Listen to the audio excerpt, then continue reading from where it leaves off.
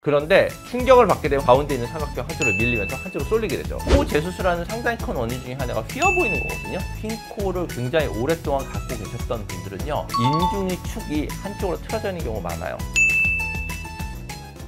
안녕하세요 시청자 여러분, 성형외과 전문의 이사원입니다. 오늘은 흰 코 교정에 대해서 한번 얘기를 해보려고 하는데요, 대부분 미용적인 목적으로 수술을 생각하시는데 사실 생각을 해보면 코는 기능적인 측면이 분명히 있어요. 숨을 쉬거나 냄새를 맡거나 이런 기능적인 측면을 수술할 때 고려를 해야 되는 경우가 있거든요. 그래서 일단 흰 코에 대해서 양상들을 하나씩 보면서 제가 설명을 해드리도록 할게요.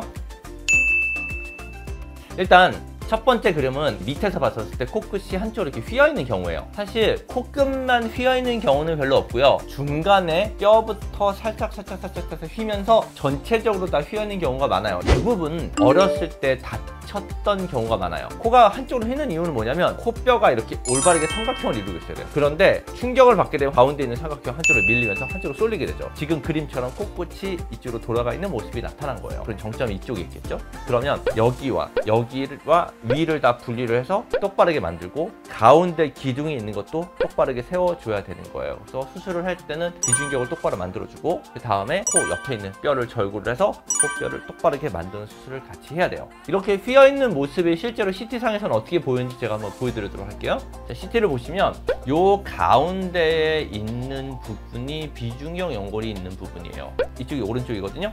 오른쪽으로 비중격 연골이 휘면 그쪽이 숨 쉬는 구멍이 길이 좁겠죠. 이쪽은 넓고. 그래서 대부분 CT를 찍어서 이렇게 휘어있는 경우를 보통 비중격 망곡증이라고 얘기를 해요. 두 번째는 여기를 보면 요 부분과 요 부분을 비교를 해보면 이 윗부분이 훨씬 더 좁죠. 여기보다.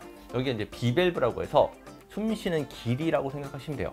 이 비밸브가 좁아져 있는 경우 비밸브 교정이라고 하는 수술을 해요. 겉으로 봤었을 때 휜 코가 아니라 기능코라고 하는 경우는 코 안쪽에 숨 쉬는 걸 어떻게 만들어주냐의 문제거든요. 비중격 휘어져 있는 부분을 똑바르게 잡는 수술, 그게 기능코의 한 가지고요. 두 번째는 비밸브 교정술이라고 해서 이 부분, 이 좁아져 있는 비밸브를 조금 더 펴서 숨 쉬는 게 편하게 해주는 게, 그게 두 번째고요. 세 번째는 흔히 비염이라고 얘기하는 증상인데 비갑계라고 해서 코 안쪽의 점막 안쪽에 있는 부분이 약간 두꺼워진 거예요. 그래서 그게 비중격이랑 원래는 이렇게 공간이 있어야 되는데 비중격이 한쪽으로, 예를 들어 비중격이 이렇게 휘고 비갑계가 두꺼워지는 경우, 그쪽은 숨쉬기가 좀 불편하거든요. 이렇게 지금 보면 이 부분이 약간 두꺼워져 있어서 숨쉬는 길이 약간 또 좁아져 있는 케이스예요. 기능코라고 하는 경우는 어떠한 이유에든지 간에 숨 쉬는 게 좀 불편해진 경우, 그 경우를 교정하는 수술을 기능코 수술이라고 얘기를 해요.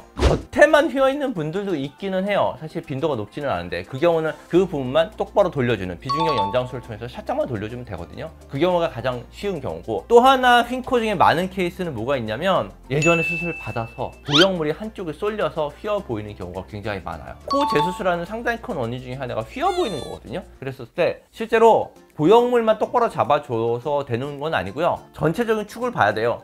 코끝과 콧대의 축이 틀어져 있기 때문에 보형물이 틀어져 보이는 거기 때문에 코끝을 똑바로 맞춰주고 그거에 맞춰서 콧대를 교정을 해야지 보형물로 인해서 휘어 보이는 게 훨씬 더 덜 휘게 돼요. 그래서 휜 코라고 내원을 하는 분들이 굉장히 많은데 실제로는 그 수술 방법들이 굉장히 다양해요. 그렇기 때문에 정확한 건 수술 상담을 받으면서 CT를 찍어보면서 안쪽에 구조적인 문제가 있는지를 반드시 확인을 하셔야 돼요. 이분은 재수술 케이스예요. 아까 얘기했었던 보형물이 똑바르게 있지 않고 한쪽으로 약간 치우쳐 있는 경우, 이래서 전체적으로 휘어 보이는 경우. 그런데 실제로 수술을 할 때 보면 코뼈 자체가 약간 휘어 있거나 아니면 코끝에 연골이 휘어 있는 경우가 많아요. 그런데 이 경우를 교정을 하지 않고 그냥 보형물만 넣은 거죠. 그런 경우는 본인 휘어 있는 축으로 그대로 자리를 잡기 때문에, 그래서 수술하고 나서 코가 휜 경우가 많아서 이 경우는 원래 갖고 있었던 휜 부분들을 다 교정을 해줘야지 훨씬 더 좋은 결과를 갖게 돼요.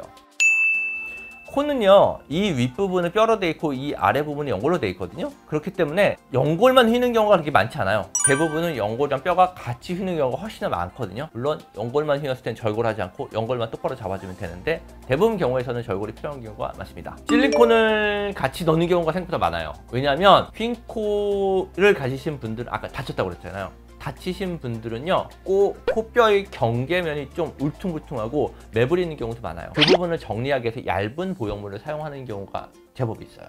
네, 맞아요. 그럴 수 있어요. 왜냐면 뼈는 딱딱한 구조인데 연골은 물렁물렁한 구조거든요. 그래서 다시 되돌아가려는 성질이 조금 있어요.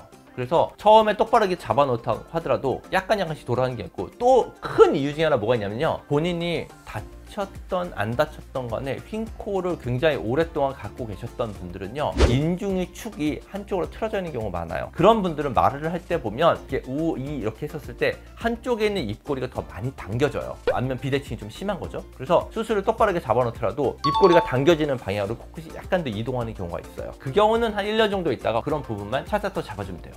이건 보험사에다 문의하면 되는데, 대부분 기준경 망곡증이나 비밸브 교정술이나 비염 수술 같은 경우는 실비보험 적용이 되는 경우가 많아요. 근데 이거는 본인이 어떤 보험을 들었느냐에 따라, 보험 약관에 따라 차이가 있거든요. 만약에 본인이 이런 게 실비 적용을 받고 싶다고 하면 일단 첫 번째는 CT를 찍어 보면서 진단명이 정확하게 맞아야 되는지를 보시고, 만약에 진단명이 맞다고 하면 본인이 받는 수술이 실비 적용이 되는지를 보험사에 문의를 하셔야 돼요. 보험사마다 약관이 다르서. 그래서 그쪽에서 된다고 하면 수술하시면 됩니다.